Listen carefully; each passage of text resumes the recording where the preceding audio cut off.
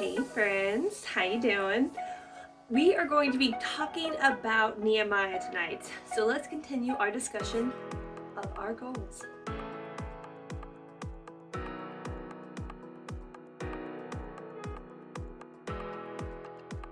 Have you ever had a time when you were just at this goal and everything was going in the right direction?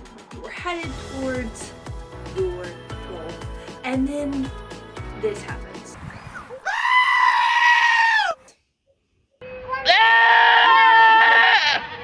Yeah. Has that ever happened to one of your goals? I don't mean the, obviously the screaming goat. I mean, like, it got disrupted. Either you lost focus, or you got lazy, or other things took priority. Sometimes our goals, they just kind of fizzle out. I asked Everett, was there any a time where you just didn't complete one of your goals? Here is what he had to say about it. Guys, back in the day, I felt called to be in the music ministry, and one of my goals was to get my bachelor's degree in music education to support that calling. And I, I had a real good time for the first couple of years going through progressing toward that goal. I wanted to be the greatest of all time in a church ministry setting. And I got to my third year, first semester at Stetson University, and I was taking 21 semester hours, which is crazy. I don't know what I thought I was doing there.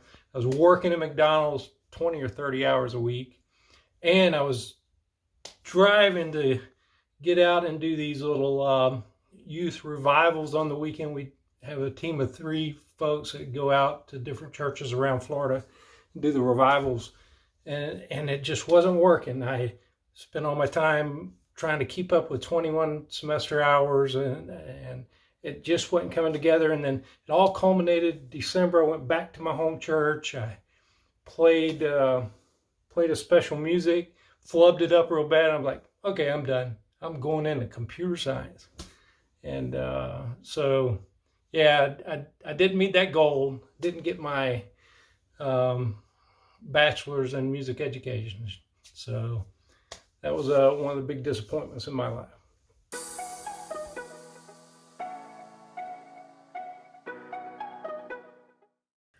Let's think about that.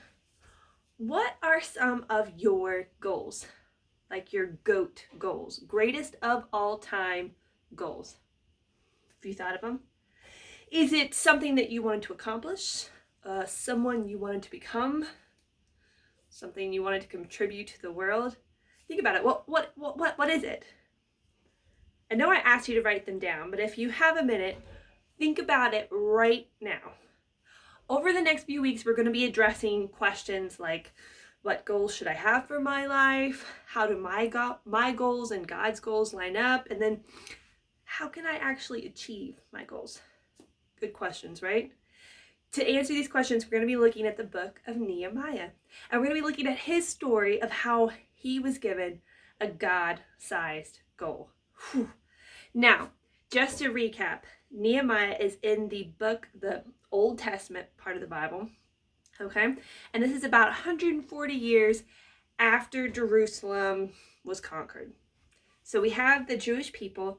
They were taken out of Jerusalem and were slaves, and they were kept away from them. But then a new king came up and he let them go back. Okay, so now that's where we're at in our story today. So we're going to read a little bit from Nehemiah 1 through probably beginning of chapter 2. So if you can, grab your Bible. So the first book, and I know we read this last week, but I'm just going to go over it real quick. The first chapter is Nehemiah's prayer. Nehemiah's prayer. So let's see what he's praying about. Nehemiah was a cupbearer to the king. So he didn't go back with the Jews to Jerusalem. So he wanted to know what was going on. His brother Hananiah What did though? He was over there. So he asked them, he was like, hey, how goes it? Like, what news from Jerusalem? And Hananiah told him, like, the walls, they are a mess. The gates are burned down. It was heartbreaking for Nehemiah to hear. In verse 4, Nehemiah says, when I heard these things, I sat down and wept. For some days I mourned and fasted and prayed before the God of heaven. And then he begins to pray to God. This was months. He was so upset and distraught.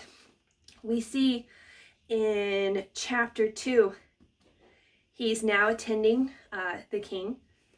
He is the cupbearer after all. And the king sees it all over his face. Have you ever been around where you know someone is really upset,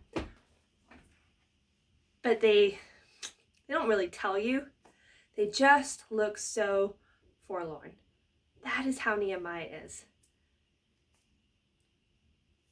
He had a dream, a goal. After praying and fasting, and the king asked him, he's like, hey, so, you look a little sad. What's wrong? He asked the king if he could go back and rebuild the walls. Like a cupbearer, to go back to Jerusalem and rebuild the walls of his people. Nehemiah had a big goal. Big goal. And it was inspired by a big problem. Now, Nehemiah had already known Jerusalem had been destroyed. That's old news, okay? But when Hananiah told him that the people who were returning to Jerusalem, the wall was in shambles, Nehemiah saw the problem. There's two problems. One was like the physical problem. Without a wall, enemies can come in and the people were not safe. You'd be under attack. So the physical problem, and then a spiritual problem. Jerusalem was deeply connected with the Jewish people's relationship with God. So with rebuilding the walls, it would be a way for them to honor God, but leaving them in shambles would be very disgraceful. Nehemiah wanted to see the whole nation of Israel turn back to God. So he set a God-sized goal. Big goal inspired by a big problem, okay? Here are Nehemiah's God-sized goals. Jerusalem, troubles sparked something in Nehemiah, right? A goal that wouldn't just benefit himself, but benefit his people and God too. So his goal began with difficulty. Now, Nehemiah didn't set this goal because, hey, he was in the mood to rebuild the wall. This wasn't a fun hobby for him. This mattered to him. This was a passion of his. Like he wasn't just mourning for it because, oh, that's so sad, the walls are still gone. No, this burned him. This sparked something in him. When Nehemiah identified the problem, he grieved. He got really upset. It mattered to him. So his goal began with difficulty, and his goal began with prayer. Now, as Nehemiah wept, what did the Bible tell us? He fasted and he prayed. He knew his goal was so big, he couldn't do it by himself. Before he made a single move, he prayed to God for wisdom, all right? Guidance and for help. And he kept praying for months.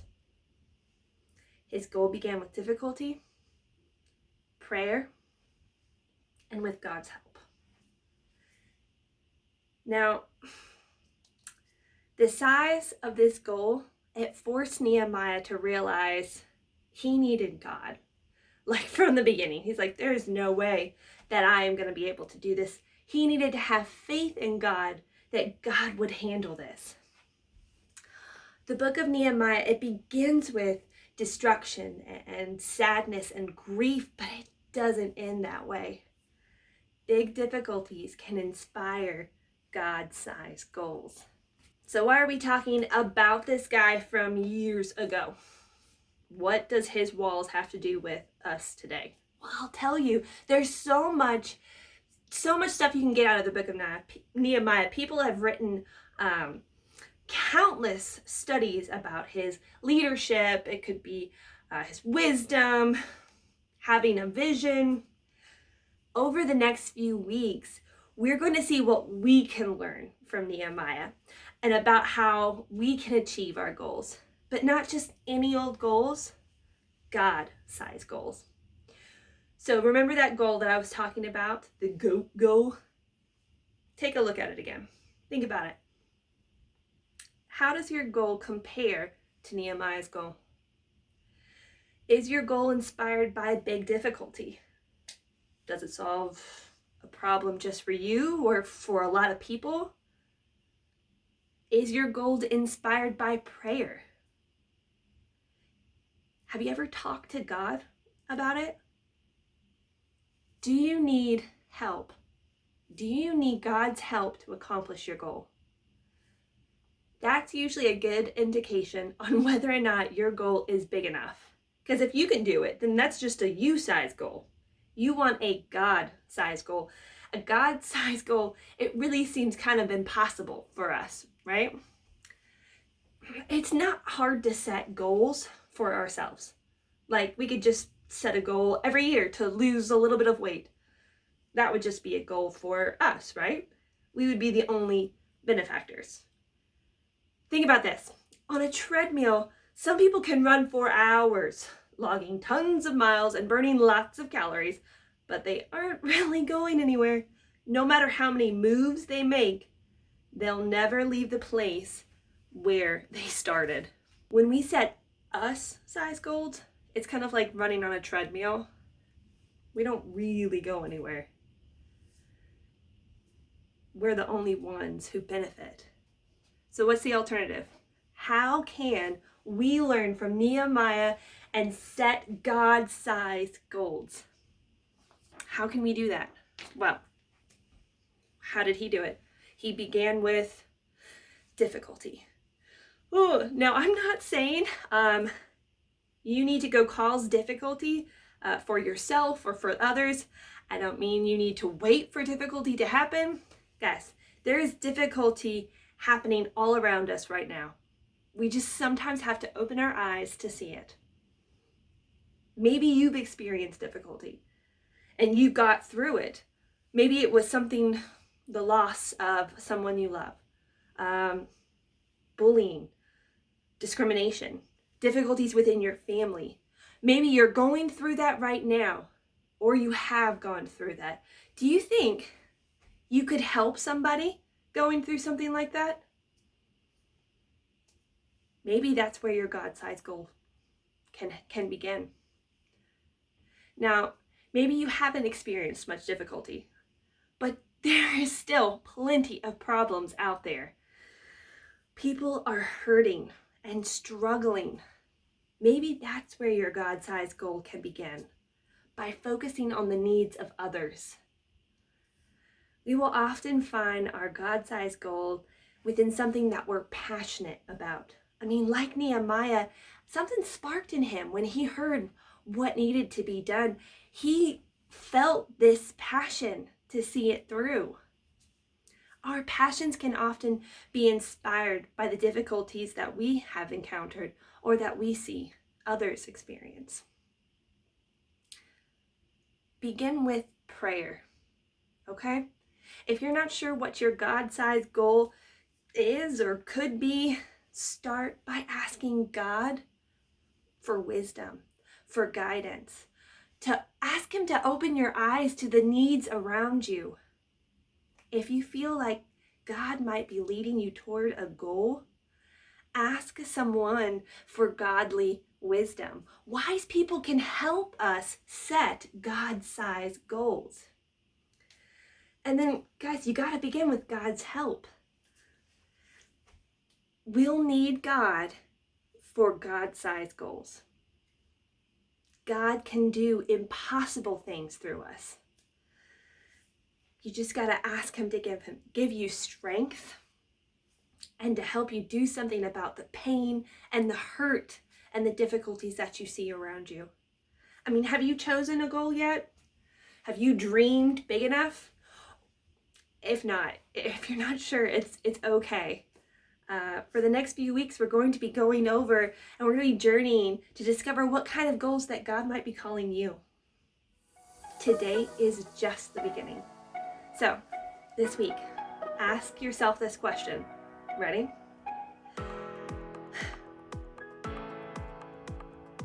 What breaks my heart? What is breaking your heart right now? What should break your heart? I know the question, what are my goals for life? It can be a little bit, daunting, scary, many words. But instead of waiting around for inspiration, look around you and see the problems that you can solve. Whether these problems impact you personally or others, big difficulties can inspire God-sized goals. And I can't wait to see what kind of God-sized goals you begin to pursue.